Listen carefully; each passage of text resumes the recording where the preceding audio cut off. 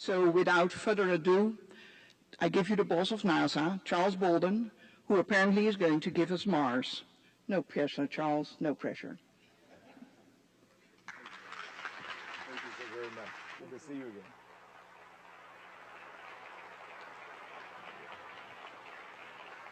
Thank you very much, Artemis, and thanks to all of you for allowing me to be with you this morning and it kind of kick us off, I hope. I also want to thank Explore Mars as well as the GW President Steve Knapp and Scott Pace of the GW Space Policy Institute for bringing us together for the second annual Humans to Mars Summit. I'm just going to leave that slide up. I'll talk to it every once in a while, and we'll talk about it all day long, so thought I'd let you get used to it. You can always refer to that, and you don't have to look at me. With Mars making its closest approach to Earth last week and currently appearing as the brightest body in the eastern sky during the month of April, this is an ideal time for this conference. As the red planet draws nearer to Earth, NASA, with your help, is drawing nearer to our goal of sending humans to Mars. Sort of as Artemis, I'm surprised she remembered. Maybe I'm not surprised she remembered. But we did talk last year about my three granddaughters, the number one granddaughter being 14-year-old McKaylee, who wants to be the rocket scientist, who has begun telling me that I'm thinking short-sightedly when I talk about going to Mars. She talks about going outside the solar system. So I told her one thing at a time. Let's get to Mars first. During the next 3 days, you're going to get an update on NASA's stepping stone approach to Mars from some of the leading experts at the agency, including Ellen Stofan, NASA's chief scientist, Bill Gerstenmaier, our associate administrator for our Human Exploration and Operations Mission Directorate, and Mike Gazarek, associate administrator for NASA's Space Technology Mission Directorate. And we'll be listening and learning from all of you as you share your thoughts on the best path forward. But let me set the stage by reminding us of why we're all here. While humans have been fascinated with Mars since the beginning of time, there are a number of very tangible reasons why we need to learn more about our closest planetary neighbor. For one thing, Mars's formation and evolution are comparable to Earth's, and we know that at one time Mars had conditions suitable for life. What we learn about the red planet may tell us more about our own home planet's history and future, and help us answer the fundamental human question, does life exist beyond Earth? While NASA has been on a path to Mars for decades, with our earlier Mars rovers and orbiters, a critical national policy statement in support of our strategy was on April 15, 2010, during a visit by President Obama to the Kennedy Space Center, where he challenged the nation to send humans to an asteroid by 2025 and to Mars in the 2030s. The U.S. National Space Policy, set in 2011, further supports those goals.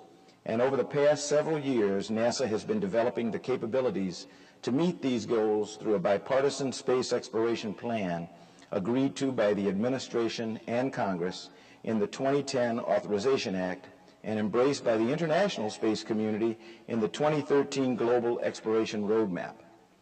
While robotic explorers have studied Mars for more than 40 years, NASA's plan for the human exploration of Mars begins in low Earth orbit aboard the International Space Station, our springboard to the exploration of deep space. Even as we speak, astronauts aboard the ISS are helping us learn how to safely execute extended missions deeper into space. We're guaranteed this unique orbiting outpost for at least another decade by the administration's commitment to extend the ISS until 2024. This means an expanded market for private space companies, more groundbreaking research in science discovery and microgravity, and opportunities to live, work, and learn in space over longer periods of time.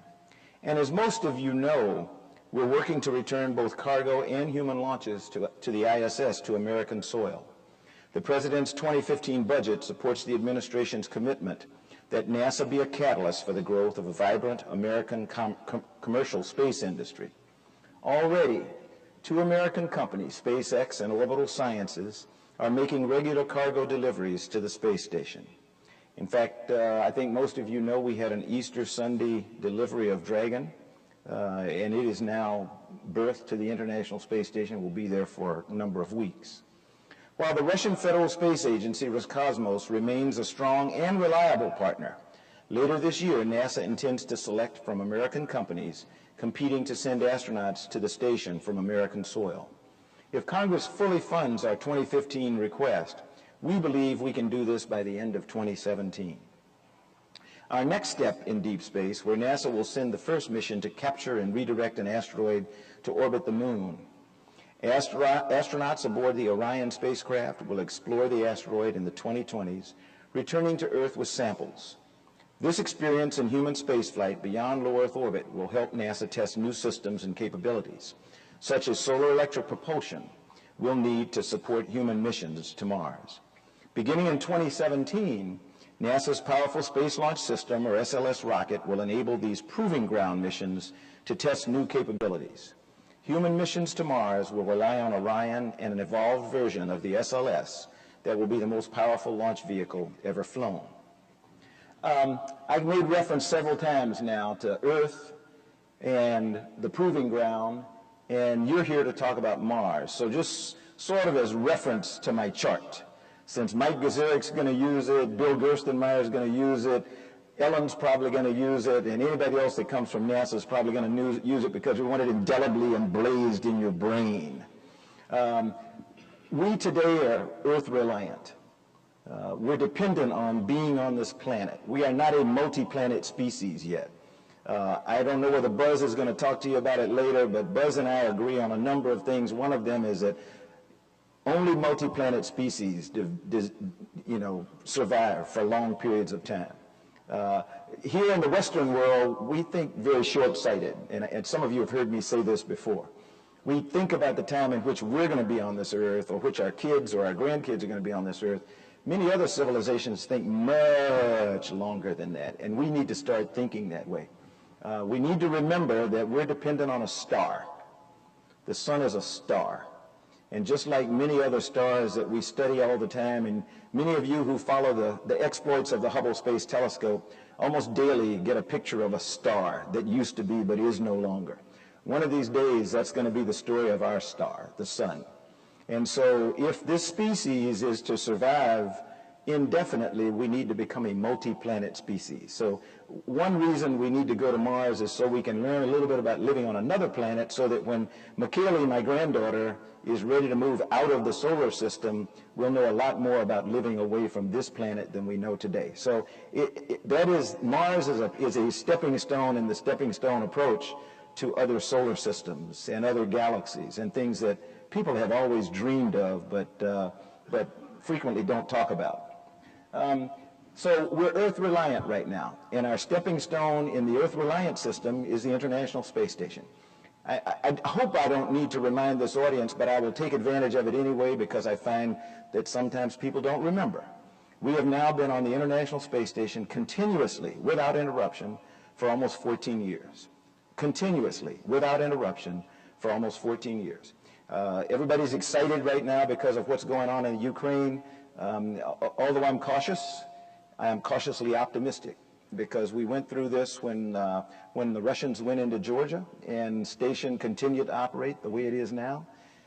We continue to operate just as we always have today with Roscosmos and JAXA and ESA and the Canadian Space Agency and all of our partners. So the ISS continues to move on as our stepping stone to the rest of the cosmos. The proving ground is where we need to go. And so we're going to present our case to you over these next 3 days, and hopefully you will pummel us with questions. I'm having trouble with the lights, but I think I may see Michelle. Are you down there?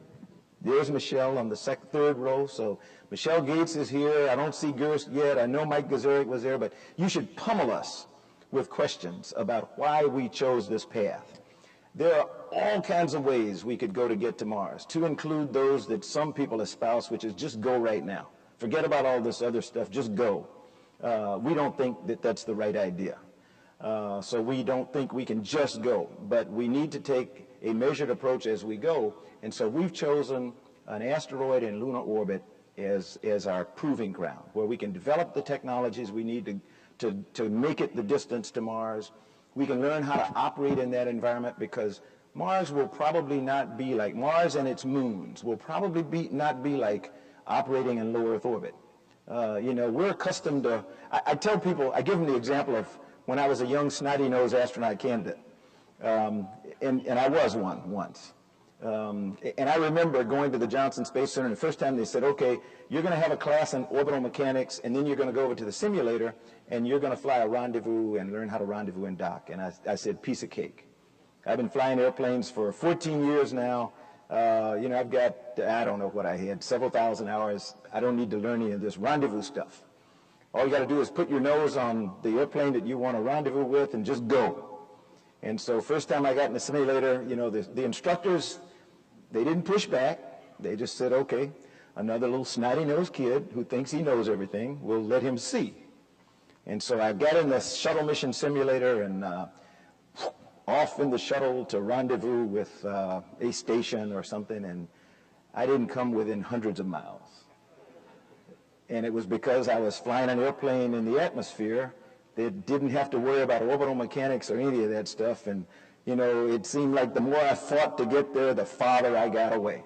And then I learned a little bit about orbital mechanics and, how you have to do stuff. Well, when we go to Mars, we're going to find the same problem. It is not like flying in low Earth orbit. We already know that. What we don't know is what is it like flying.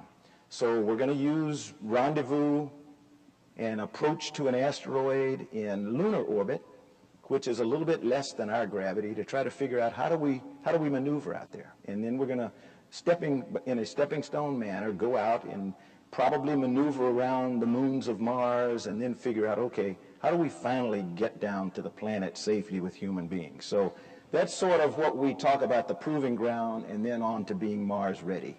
And we think right now, with some modest increases in NASA's budget over the years, we're going to be able to get to Mars in the 2030s, as President Obama asked us, or actually didn't ask. He doesn't ask us to do anything. He just tells us, and then we make it happen. A fleet of robotic spacecraft and rovers already are on and around Mars, dramatically increasing our knowledge about the red planet and paving the way for future human explorers. The Mars Science Laboratory, Curiosity rover, measured radiation all the way to Mars and is sending back radiation data from the surface today. This data will help us plan how to protect the astronauts who will explore Mars. Future missions like Mars 2020 rover, seeking the signs of past life, also will demonstrate new technologies that could help astronauts survive on Mars. Engineers and scientists around the country are working hard to develop the technologies astronauts will use to one day live and work on Mars and safely return home. This conference is bringing together the best minds to share ideas about the path ahead. It's important to remember that NASA sent humans to the moon by setting a goal that seemed beyond our reach. With Mars as our focus, we are steadily building the capability to enable human missions to Mars. The challenge is huge. I don't want to fool you. The challenge is huge. If you don't think so, then please listen up as we talk over these next 3 days. But we love huge challenges. We're making real progress right now as a radiation monitor on the Curiosity rover records the Martian radiation environment that our crews will experience. Advanced entry, descent, and landing technologies needed for landing on Mars are ready for entry speed testing high above the waters of the Pacific Ocean in June.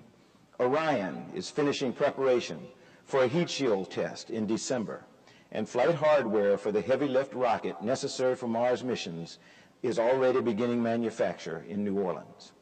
We're counting on the support of Congress, the scientific community, and all of you in this summit to help us realize that goal.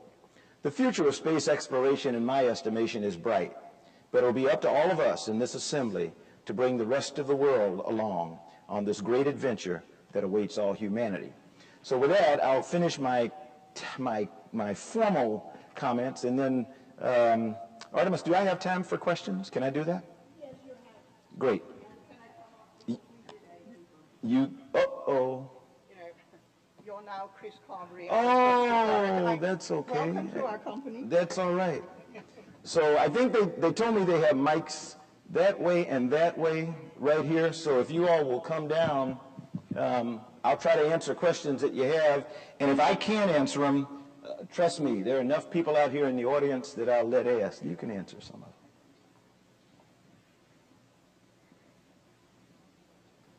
them. And there are 2 mics. Are you all awake? Yeah, come on up. My question is not directly about Mars, but it's about, human access, Yeah. American human access to space. Congress was not especially polite to you the last time you had to testify before Congress. They wanted a contingency plan about how can we quickly get American access back to space. SpaceX thinks they can do it by 2015. I think a possible contingency plan, if we could give them additional funding so that they're not just flying their own crews, but can in fact fly NASA crews to ISS. Do you think that's a possibility? If we had selected SpaceX now as one of the providers, then I would be able to do that. We haven't selected a provider yet. You may know more than I know. I don't know that SpaceX is the best provider they haven't provided any human-rated vehicles yet, but they're in competition. There's a blackout right now, so I don't know how they're doing. We're going to select the best potential providers, and then we'll go with them. And they may be ready before 2017, but our goal right now is to be ready by 2017. And as I told the Congress 2 weeks ago, the contingency plan for rockets is years away and multi-billion dollars. Right. The contingency plan for having an American capability to put humans on orbit is $858 million next year and 3 years away. So that's better than the contingency plan on rockets. Okay. They didn't like that answer, I know. But, Thank you.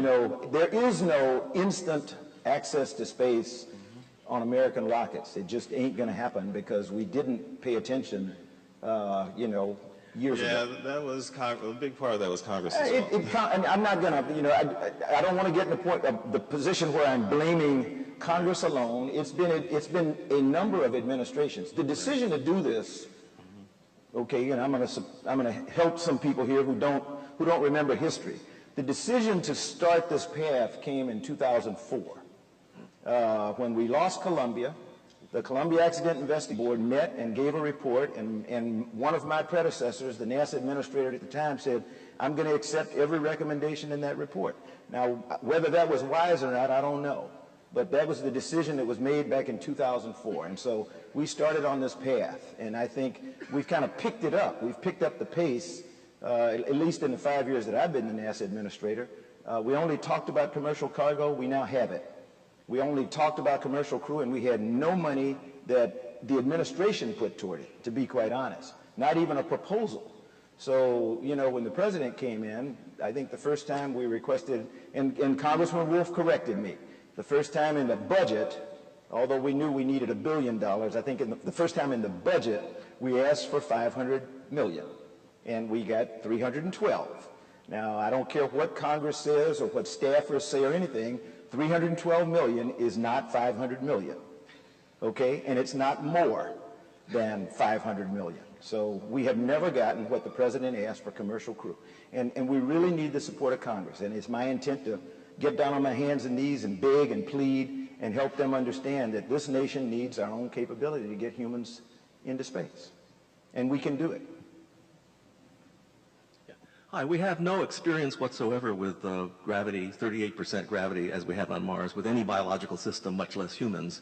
So at previous conferences, I've heard American folk, European and Russian all say, we need to put a centrifuge on the space station and do something with mice or something. So why don't we see NASA doing that? Well, because back when the space station was envisioned, and I wasn't here, so I'm going to tell you what I heard. Although the plan was for a centrifuge to be on the International Space Station, it fell victim to what things usually fall victim to, the budget. And so, it just fell out when we looked at how much money was going to be available for station. But we're looking for alternative ways to do it. If you look at that chart, the proving ground, we're going to be orbiting in cislunar and translunar orbit. We're going to be orbiting the moon. And that means that, okay, some people will hopefully take an opportunity to drop out of lunar orbit to the surface. We have commercial partners. We have international partners who are saying, we can't do it on our own, but if you can help us, we think we can get to the surface of the moon. We have challenges going on right now to see if commercial companies or entrepreneurs can put things on the surface of the moon. You know, the U.S. government can't do everything. And I said, our plan to go to Mars is based on the budget that we proposed today with some modest increases in the out years. We are not going to get 4% of the federal budget. So in this group, if you are serious about wanting to go to Mars, then start thinking about reality. And reality is the budget. And we are not going to get 4% of the federal budget to go to Mars or any other place. So we're going to have to figure out ingenious ways to do it based on the present budget plus some modest increases. And I think we can do it. And now you all may not agree, but if you feel we've got to have the Apollo era funding levels, then forget it right now. Don't even spend your time in this conference, because we are not going to get that. You know, people told us we couldn't see commercial cargo. Anybody in here who works in NASA will tell you 5 years ago, people said it won't happen. Some of my predecessors said commercial crew and cargo, forget it. I'm not putting any money. I'll give you $500 million, and that's all you're getting for commercial cargo.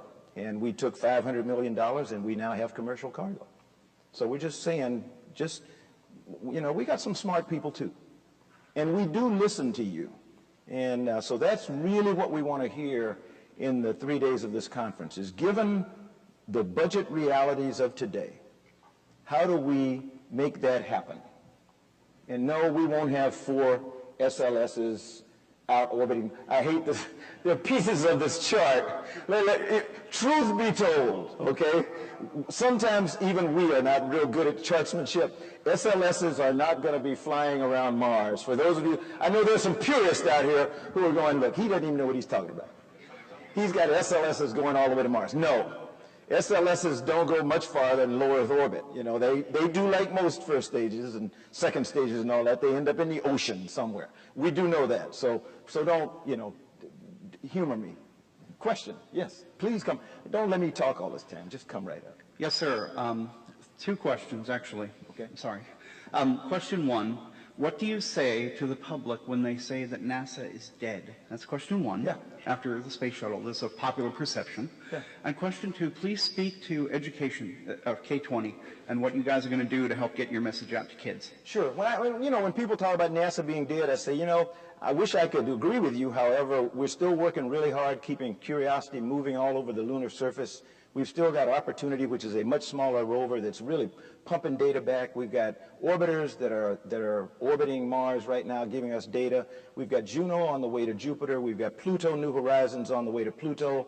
We already put Messenger in orbit around Mercury. That had never been done before. We're working with our international partners. There are I don't know, 15 nations contributing monetarily to life on the International Space Station.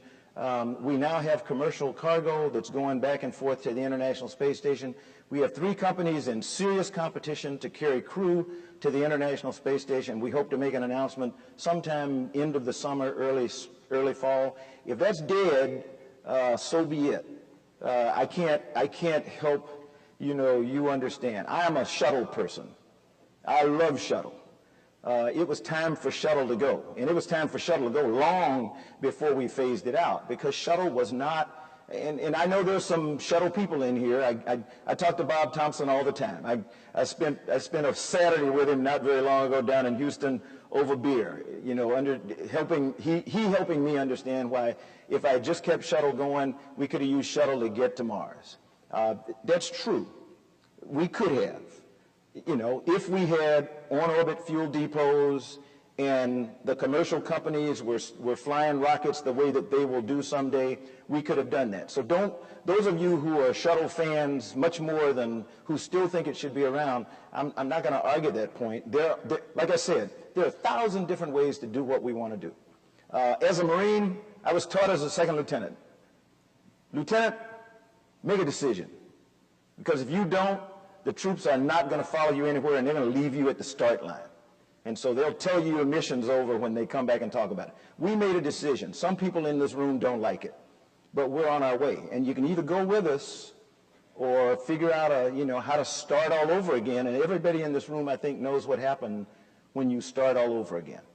We're farther down this road than we have been in a long, long, long, long time. If you don't want to admit that, I can't help you. But if you stop and think about it, we never had a commercial capability to get anything to space the way we're doing today. We're oh so close to having a commercial capability to get crews to space. And NASA is finally freed up to work with all of you to do exploration, which is what everybody in this auditorium, I hope, came here to talk about. So, get over it, to be blunt. This is the path we have chosen. Help us get it right. I mean, we can tweak it along the way. Everybody knows that. If you don't start down a road, and figure out, okay, we took a wrong turn, how do you ever get to the destination? We can tweak this. I can't tweak just constant ideas with nothing. We now have hardware under construction. We can do this, but I need your help. Question here. Excuse me. Okay, that's all right. One more. Okay. Michelle will answer them when she gets up, and Bill Gerstenmaier will answer them. Well, I'd like to put a bug in your ear. There's an example of gravity that could operate on the space station, which has been sitting in the wings for probably a decade. Have yourself or your minions re-examine the Mars gravity biosatellite. It was a joint task between Georgia Tech and MIT years ago. It sits in mothballs. It can be flown on small boosters. It is a little centrifuge full of mice. Yeah. Female mice, in fact. Is that important? Well, it is for the statistics of the biophysics. Okay. But it can be parked outside the space station. You don't have to add the centrifuge to the space station. Park it outside the space station, spin it up, take it in and out. Another question that arises... That wasn't a question. That was a statement. Well, if there was a question, get to it, because they're going to pull me off the stage. The question is, have you considered it? I didn't know about it, but I will go back and look. And tell me one more time. Mars gravity biosatellite. Okay, I got it. Okay. Second question, is it automatically crazy to imagine more money? We have spent monotonically less in terms of GDP on the physical sciences for 40 years. Yeah. And we're now down a factor of more than 2 over the times of budgets we spent to become great in the world. Yeah. There is no reason I can see why we should not redress that grievance, although obviously it's an uphill battle. Yeah. No, I don't. Why not go for the big money? Well, we're going for the biggest money we think we can logically go for right now. But I just think it's unrealistic to assume that this Congress and any future Congress is going to jump to 4% of GDP. I just don't think. 1%, we may get to 1%. Now, 1% would be like a gold mine. Indeed. And I'm not saying, I said a modest increase, but we have to be able to demonstrate that we can do what we said we can do. Commercial cargo was a first step. People said it couldn't be done. We've done that. We got to get the commercial crew, and we've got to demonstrate that we can do it, and we can do it consistently, before we can do anything. We're going to fly Orion in the fall. That's important. That's really important. So step by step. Otherwise, people are not going to, they're just not going to support us, to be clear. Thank you all very much. I really appreciate it. Thank you. Thank you.